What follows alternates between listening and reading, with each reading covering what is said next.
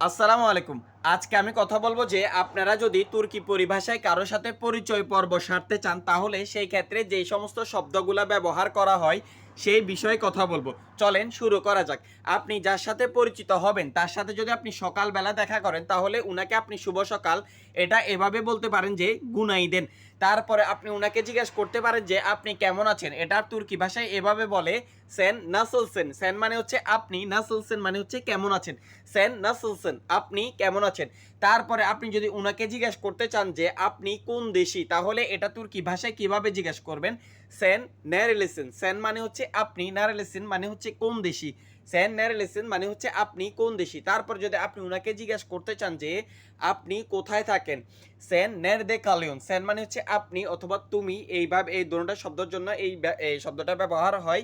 নেরদে মানে হচ্ছে কোথায়, কালিউরসুন মানে হচ্ছে থাকেন। সেন নেরদে কালিউরসুন আপনি কোথায় থাকেন।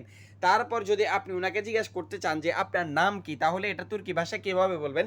সেনিন আদান্নে। সেনিন মানে হচ্ছে আপনার, আদান্নে মানে হচ্ছে নাম কি। ধন্যবাদ সবাইকে।